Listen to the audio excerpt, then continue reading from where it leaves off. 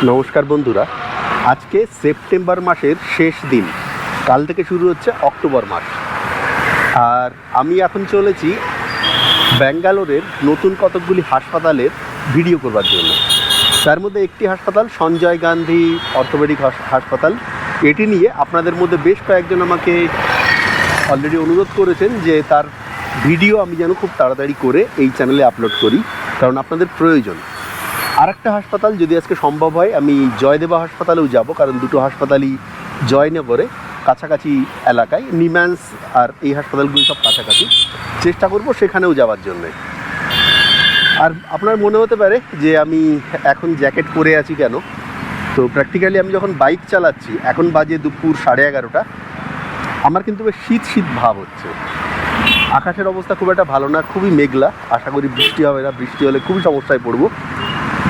আর এর মধ্যেই এখানটায় যতটা শীত পড়ে গেছে, মানে রাতের বেলায় তো হালকা চাদর গায়ে দিতেই হয়, দিনের বেলাতেও বাইক চালাতে গেলে একটা এরকম কিছু পরে নিলে সুবিধা হয়।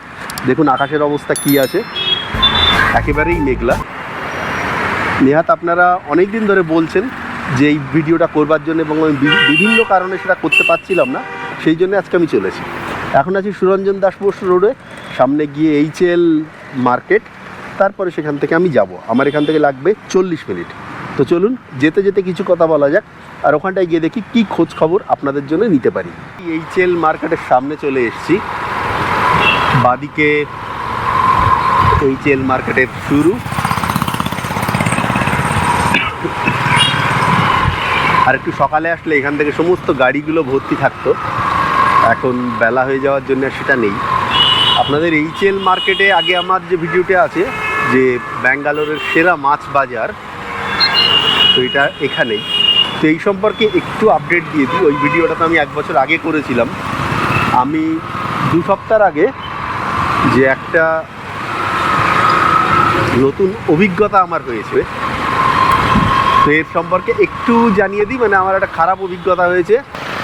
এরা বাংলাদেশের ইলিশ বলে অন্য কোনো রকমের কোনো ইলিশ মাছ এরা বিক্রি করছে, মানে সেগুলো ঠিক ইলিশ নয়। নেবার সময় আমার একটু সন্দেহ হচ্ছিল যে ব্যাপারটা কেমন হলো, কিন্তু যখন নিলাম, প্রত্যেকটা দোকান ঘুরেছি, সবার কাছেই দেখি এক। এবং এখানটা প্রত্যেকটা দোকানদার কিন্তু এই নকল মাছ বিক্রি করছে। বাংলাদেশ বা কলকাতার ইলিশ বলে ইলিশের মতো চেহারার কিছু মাছ, মানে কী সমস্ত নাম বলে আমাদের ওখানেও, যেগুলো পাওয়া যায় সস্তায় বিক্রি হয়, বা হতে পারে বোম্বের ইলিশ, বা হতে পারে মায়ানমারের ইলিশ, সেই সমস্তগুলো বিক্রি করছে, যার নেই কোনো স্বাদ। তো এটা আমার মনে হলো আপনাদের বলে দেওয়া উচিত। যারা ব্যাঙ্গালোরে আছেন তারা একটু সাবধানে থাকবেন। এখানটায় কিন্তু এই কাণ্ডটা হচ্ছে। নেক্সট মাছ নিলে একটু দেখে নেবেন, যেন আমার মতো ঠকে না যান। আমি এখন রয়েছি HL রোডে,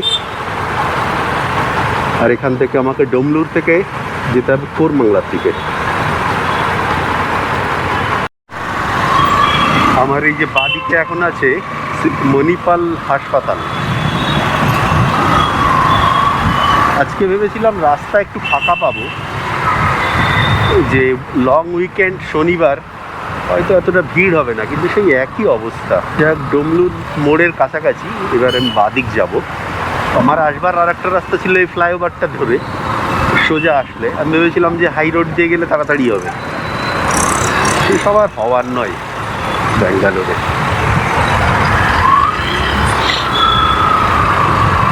গত বুধবারে এখানটায় হয়েছে চরম ট্রাফিক।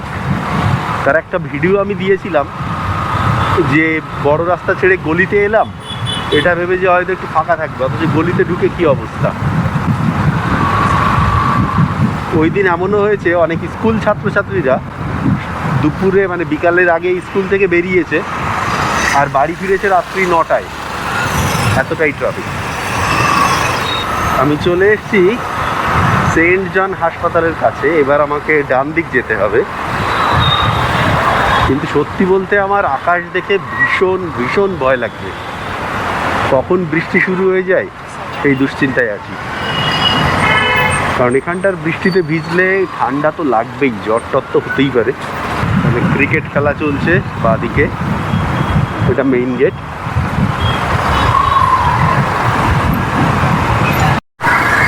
এই সেন্ট জন হাসপাতালের গেট এখানে শেষ হলো। সেখান থেকে এবার আমি সোজা যাচ্ছি, মানে কোরবাংলার ভেতরে এসে গেছি। এই গলিটাতে আগে আমি কখনো ঢুকিনি। আমি একটা রাস্তায় যাচ্ছি, আর একটা এমজি রোডের সাইডটা একটা রাস্তা ছিল, তো সেটাতে টাইম দেখাচ্ছিল একটু বেশি লাগবে, ওই জন্যে আমি ওইটা বাদ দিয়ে এই রাস্তায় এসেছি। Indian institute of psychology and research. আপনাদের মধ্যে কেউ কেউ বলেছেন পিজির একটা ভিডিও করবার জন্যে। সত্যি বলতে পিজি যদি কোনো যোগাযোগ পাই আমি করব, চেষ্টা করব যোগাযোগ বের করবার। যদি কোথাও পেয়ে যাই তাহলে আমি পিজিতে গিয়ে একটা ভিডিও করব। আপনারাই হেল্প করতে পারেন। আপনাদের দর্শকদের মধ্যে যদি কেউ থাকেন এখানটার পিজিতে, সে যদি আমাকে বলেন তাহলে আমি আপনার ওখানটায় গিয়ে ভিডিওটা করে আনতে পারি। এখানে তো রুমস দেখতে পাচ্ছি অনেক। এখান থেকে 2.4 কিলোমিটার দেখাচ্ছে কোরবাংলা থেকে। PG for men, PG gents, সব পিজি।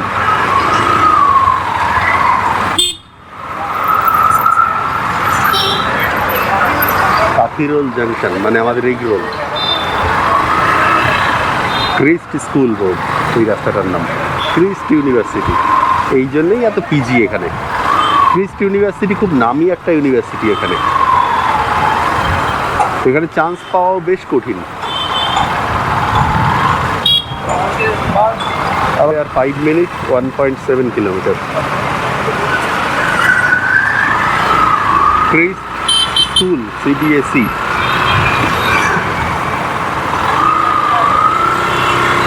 পাশে একটা চার্চ আছে।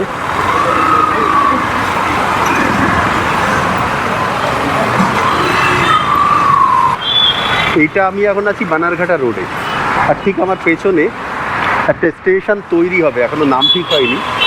কারণ ওই ওপরে যা আছে মেট্রো রেল লাইনের কাজ চলছে, কিন্তু বানারঘাটা এই রেল লাইনটা হয়তো 2-1 বছরের মধ্যে রেডি হয়ে যাবে। ঠিক আমার পেছনেই আছে, মানে এখান থেকে 10 মিটার দূরে এই রেল লাইনটা, এই রেল স্টেশনটা আছে, মানে মেট্রো স্টেশনটা আছে। তো আপনারা যখন আসতে, মানে আপনারা তো জিজ্ঞাসা করেন যেখানে কীভাবে আসবেন, আমি বলবো আজ থেকে বছরখানেক 1-1.5 বছর পরে হলে একটু খোঁজ নিয়ে নেবেন বা কমেন্টে করবেন। আমি কমেন্টে ডিসক্রিপশানে আপডেটও করে দেবো এই মেট্রোটা চালু হয়েছে কিনা। এখান থেকে 950 মিটার দেখাচ্ছে এই সঞ্জয় গান্ধী হাসপাতালটা। মানে চাইলে এখান থেকে আপনারা হেঁটে যেতে পারবেন মেট্রো থেকে নেমে। তাছাড়া তো অটো আছে, কিন্তু অটোরা অনেক সময় অনেক বেশি ভাড়া চায়। যদি সম্ভব হয় হেঁটে যেতে পারবেন এখান থেকে ঠিক 950 মিটার বানারঘাটা রোডে। মেট্রো স্টেশনটা রেডি হয়নি, ফলে তার নাম বলতে পারছি না।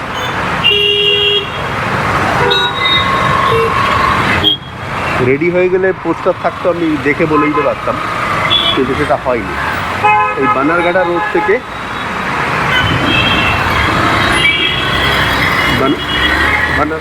থেকে এবার আমি সামনের দিক চলছি। তাহলে বেশ জিগজ্যাগ করে যেতে হবে। দেখুন সামনে লাল ফুল ফুটেছে, লাল আর হলুদ ফুল ফোটা অলরেডি শুরু হয়ে গেছে। এই যে ফুলটা আসবে এবার, এটা আগামী বছর মে মাস পর্যন্ত চলবে। এবারে অন্ধকার হয়ে এসছে, বৃষ্টিটা কখন আসবে। আর ব্যাঙ্গালোরের বৃষ্টি মানে যদি এই দুপুরবেলায় শুরু হয় তো রাত্রি পর্যন্ত চলবে, এরকম একটা ব্যাপার। কখনো বাড়বে কখনো কমবে। পৌঁছে গেছি, কিন্তু এন্ট্রান্সটা কোথায়?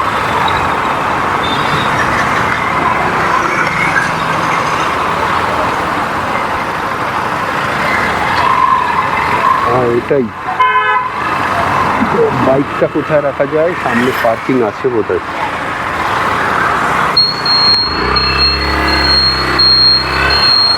একটু পার্কিং আছে কিনা।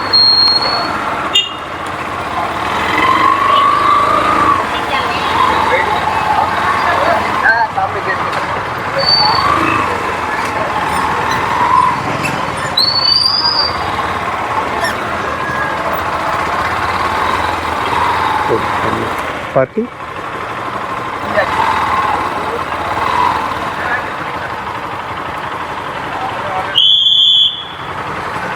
পৌঁছালাম, এবার একটু দেখি কি খোঁজ খবর নিতে পারি।